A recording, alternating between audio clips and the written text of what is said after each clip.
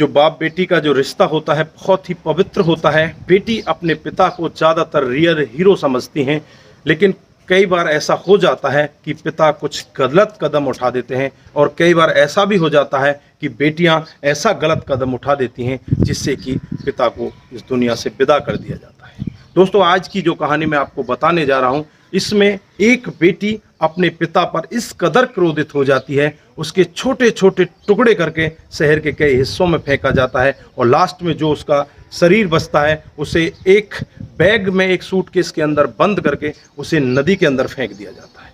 दोस्तों, ऐसा क्या हुआ जो बेटी इतनी क्रोधित हो जाती है और अपने पिता के साथ में इतनी घिनौनी वारदात को अंजाम देती है?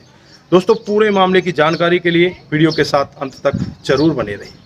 नमस्कार, जय हिंद। आप देख रहे हैं APH न्यूज़ राहुल रावत के साथ। तो दोस्तों, आज की जो कहानी आपको मैं बताने जा रहा हूं, ये कहानी मुंबई में एक जगह है, वहां पर एक नदी रहती है जिस नदी का नाम होता है मीठी नदी। ये मीठी नदी की ही कहानी है। यहाँ पर कुछ लोगों को उस नदी के अंदर एक सूटकेस बहता हुआ नजर आता है। जैसे ही लोग बाग उस सूटकेस को अपनी तरफ खींचते हैं और उसे किनारे पर लगाकर उसकी जांच पड़ताल करने लगते हैं, उसे में देखने लगते हैं, तो उसमें नज़ारा ही कुछ और होता है। जैसे ही सूटकेस खोला जाता है तो उसके अंदर से दुर्गंध आ रही होती है, उसके अंदर डेड बॉडी होती है और उसके अंदर एक स्वेटर पड़ा होता है जो कि खून से लथपथ होता है। यह सब देखकर उनकी चीख निकल जाती है और तुरंत ही आनन फानन में वो पुलिस को फ़ोन कर देते हैं, और थोड़ी देर बाद ही पुलिस वहाँ पर पहुँच जाती है। पुलिस उस डेड बॉडी को अपने कब्जे में ले लेती है, लेकिन पुलिस के लिए भी एक बहुत बड़ा सवाल कि ना तो इसका सिर इसमें दिखाई दे रहा है और ना ही इसमें कोई पहचान का कोई ऐसा जरिया है। लेकिन पुलिस के पास एक छोटा सा क्लू होता है, एक स्वेटर, और स्वेटर के ऊपर एक टैग लगा होता है। वो टैग एक दर्जी का लगा होता है। पुलिस उस टैग को लेकर उस दर्जी के पास पहुंच जाती है और वहां जाकर उससे पूछताछ करती है। तो दर्जी बताता है कि हाँ साहब, ये स्वेटर मैंने ज़रूर बेचा है, लेकिन इस स्वेटर को खरीदने वाला बाबू राम है, और जिसकी उम्र लगभग 50 साल से ऊपर होगी। तो बस पुलिस के पास एक क्लू होता है कि एक बाबूलाल है और जिसकी उम्र 50 साल से ऊपर है, लेकिन ना तो पुलिस के पास उस बाबूलाल का फोटो होता है और ना ही पुलिस के पास उसका कोई एड्रेस होता है। दोस्तों, पुलिस अपनी जांच पड़ताल में लगती है। वो फेसबुक के जरिए, ट्विटर के जरिए, व्हाट्सएप के जरिए, तमाम तरीके जो सोशल मीडिया उसके जरिए उसकी जांच पड़ताल करती है। फेसबुक में जो कि बाबू राम की जो आईडी होती हैं, उसमें काफ़ी सारी आइडिया खुल कर आती हैं और आईडियों को देखती रहती है, जांच पड़ताल करती रहती है। लेकिन एक आईडी ऐसी होती है, उस आईडी में बाबू राम ने वही स्वेटर पहन रखा था जो उस बक्से में मिला था। दोस्तों, अब उस आईडी की जांच पड़ताल की जाती है तो उससे उसका पता निकल कर आ जाता है। फिर पुलिस उस बाबू राम के घर पहुंच जाती है, लेकिन घर जाकर देखते हैं तो घर का ताला लगा हुआ है, घर पर कोई नहीं है। दोस्तों, यह सब देखकर पुलिस का दिमाग थिरक जाता है और आसपास के लोगों से पुलिस पूछताछ करने लगती है। तो पुलिस को आसपास के लोग बताते हैं कि हाँ साहब, यहाँ पर बाबूलाल नाम का एक व्यक्ति रहा करता था, लेकिन आज से 8-10 दिन पहले वो यहाँ से गायब हो गया। लेकिन उसकी एक बेटी है, वो यहाँ पर रहती है, और बेटी शायद अभी कहीं बाहर गई है, लेकिन थोड़ी देर बाद वो आ जाएगी। उससे आप पूछताछ करोगे तो शायद कुछ खुलासा हो जाए। दोस्तों, पुलिस वहीं पर रुक जाती है और उस बेटी का इंतज़ार किया जाता है। जैसे ही वो बेटी घर में वापस आती है तो बेटी को देखकर पुलिस वाले उससे पूछताछ करने लगते हैं और उससे कहने लगते हैं कि तुम्हारा पिता बाबूलाल कहाँ है।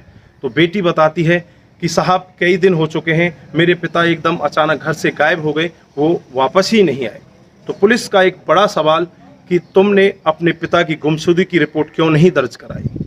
वो बेटी हड़बड़ाने लगती है। उसके जो जवाब होते हैं वो पुलिस को लगते हैं कि ये बेटी को छुपा रही है। तो पुलिस अपनी सख्ती के साथ उस बेटी से पूछताछ करती है और बेटी थोड़ी ही देर में टूट जाती है और फिर एक बहुत बड़ा खुलासा करती है। वो बेटी बताती है कि जो मेरे पिता थे, उनकी एक शादी हो चुकी थी पहले, और उनकी जो घरवाली थी वो बीमारी के कारण मर चुकी थी। मैं जो हूँ वो दूसरी वाली उन्होंने शादी की, और उसके साथ में पहले से ही अपनी माँ के साथ थी, क्योंकि जो मेरे पापा थे वो उनकी डेथ हो चुकी थी और मेरी माँ की ये दूसरी शादी हुई थी, और मैं अपनी माँ के साथ पहले से ही आई थी। है कि मेरी जो माँ थी उसकी भी डेथ हो जाती है, और डेथ होने के बाद अब पिता की हरकतें बढ़ने लगती हैं। पिता मेरे साथ में अवैध संबंध बनाने की कोशिश करता है। वो अवैध संबंध बनाता भी है और मेरे को धमकाता है और मेरे से कहता है, अगर तुमने इस बात के बारे में किसी को बताने की कोशिश की तो मैं तुझे जान से मार दूंगा। में डरी हुई सहमी हुई कुछ नहीं कह पाती। दोस्तों, उस लड़की की उम्र 17 साल होती है या कि नाबालिग होती है और वो इतनी डर जाती है कि वो कुछ नहीं कह पाती। वो लड़की बताती है कि कुछ दिन पहले ही मेरी मुलाकात मेरे पड़ोस के ही एक लड़के से हो जाती है जिसकी उम्र 16 साल है। उसके साथ वो आपस में बातचीत करते हैं, फ्रेंडशिप हो जाती है। वो सारा दर्द अपने उस बॉयफ्रेंड को बताती है।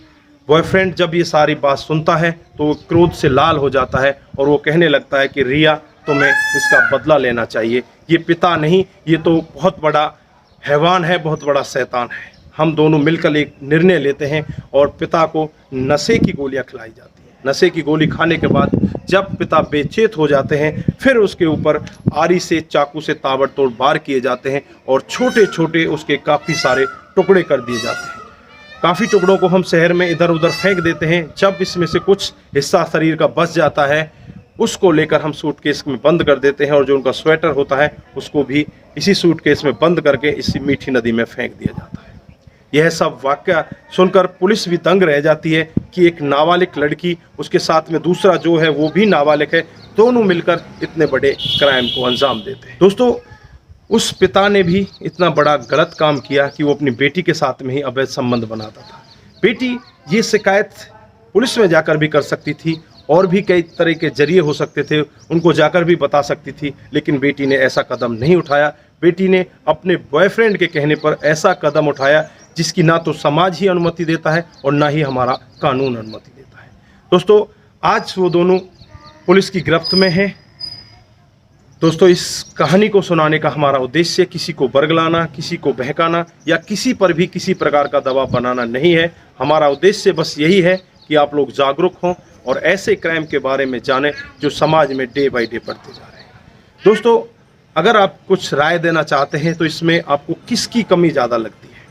क्या उस लड़की की ज़्यादा कमी थी या उसके पिता की बहुत ज़्यादा कमी थी या बॉयफ्रेंड की कमी थी जिसने अपनी उस गर्लफ्रेंड को उकसाया? दोस्तों, अपना ख्याल रखें, अपने परिवार का ख्याल रखें, सतर्क रहें, सावधान रहें और ऐसे क्राइम को अपने आसपास ना होने दें।